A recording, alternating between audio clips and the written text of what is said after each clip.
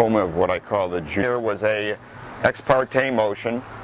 I had countersued the bathhouse for putting the water on the street that I slid on. They came up with a motion. Ex parte was meeting in this building right here on a, I don't know what floor it was on, but it was right near the elevators.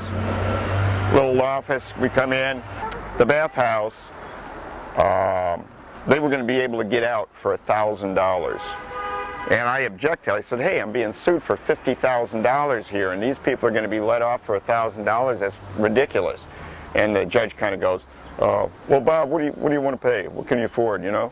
And the opposing counsel, you know, who the judge knew by name, if he was a judge, said, well, what about $3? And I said, I'm being sued for $50,000, so they agreed to $5. I didn't agree, but and I kept telling them, I says, you know, I was talking to their attorneys, and I'm going, look, this is a fraud. I can't give you the information right now that I know, but it's an absolute fraud, okay? So what they did here basically is they let them out for $5,000, and when anyways, what they've really done is they've eliminated any representation. In other words, they had one of their attorneys taking a look at my case. They would have wanted to fight it, but this was their way of, I think, of sort of, well, what it accomplished was it stripped me of any legal representation, other than my own, of course. So the next hearing at this court was a readiness conference. Before you go to trial, this is another little game they play. Both parties have to present all their information to the court and assure that they've provided all their evidence to the other side, so both sides go in fully informed. And really what this accomplishes is these attorneys, even under the, you know, encouraged to conduct frauds against the public by the protection the courts provided, if they get caught, like in the immediate case, they get to take a look at the evidence that might impeach them and show that they are conducting a fraud on the courts, such as in my case. And I personally think one of the changes we have to make is that when a fraud is being conducted, impeaching evidence should not, by a defendant, they should not have to disclose that information before they go into trial. In other words, they should be able to submit evidence during the trial if it pertains, if it's directly impeaching claims being made. So anyway, the readiness conference is called. I get there. Berkowitz, the opposing attorney, is sitting in a hallway on a bench. We're waiting for the courtroom to be open, and they open the courtroom. And as we get up, Berkowitz asked me if I know where the judge's chambers might be. And I was thinking, you know, this is an attorney, and by the way, his office is right down the street, or at that time was right down the street, across, kitty corner across from the courthouse, maybe a couple more blocks down. He had a law firm there. So, you know, I was going, what the hell is he asking me for? You know, I mean, everybody knows, anybody who's been to court knows the judge's chambers are just that door usually to the judge's right that goes into a back little hall, and then the offices are the judge's personal offices, which they call the chambers, are back there.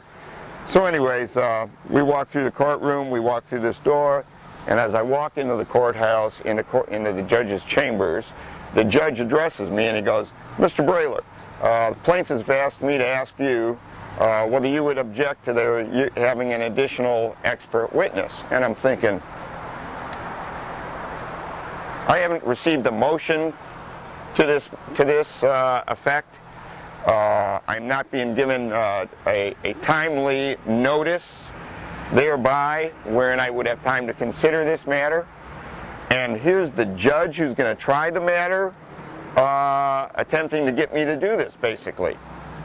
You know, in other words, you don't start, you know, you have a tendency not to say no to somebody who you'd like a yes answer from later. So I says, well, who would that be? And they said, Clayton P. Silvers.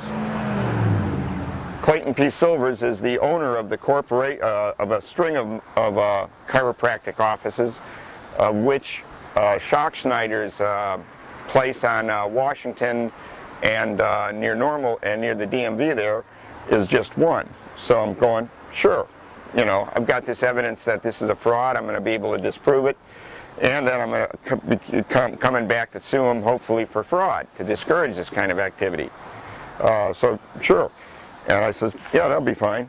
And then I said, by the way, I'd also like to bring an expert witness. And the judge goes, that won't be allowed. I mean, like that. That won't be allowed real quick, like before Berkowitz can maybe say, yeah, no problem. Okay? In other words, he's acting already as either Berkowitz's attorney or the chiropractor's attorney. So anyway, I see this. I realize what's going on here. And so in order to let him know that I know what's going on, I says, by the way, I've been working on my intended opening statement for the jury that I paid for. I think it was like $250 at that time to get a jury in a matter of this order. And I'd like to run it by you and see if it's something, if I can use it in court. And he says, sure.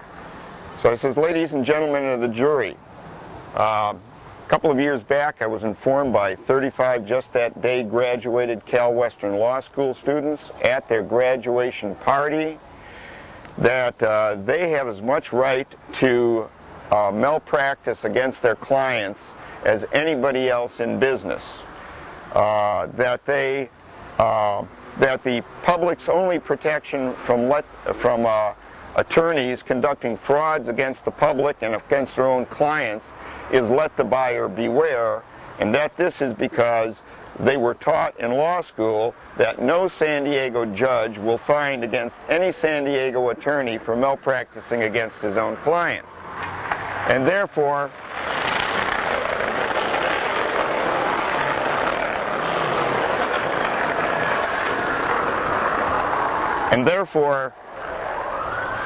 I would ask you, the jury, to be specially wary that this court not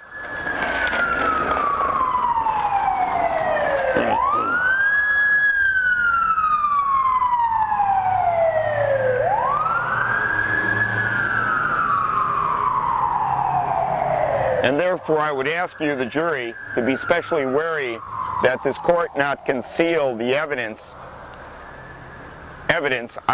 which I might submit.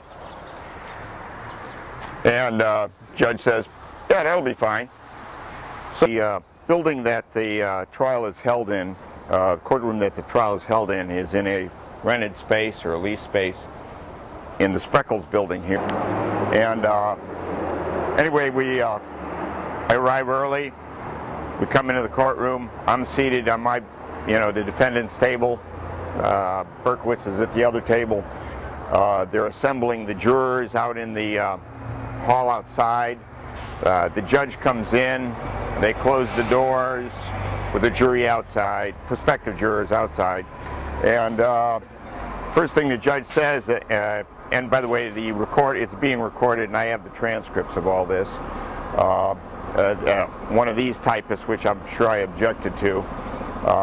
Anyways, first thing the judge says is, he says, Mr. Brailer, before the jury comes in, I want to let you know you are not allowed to make any of those statements you made to me a couple of weeks back in my chambers. This is a personal injury case, and those matters have nothing to do with this case. Well, as we're about to see, nothing could have been further from the truth.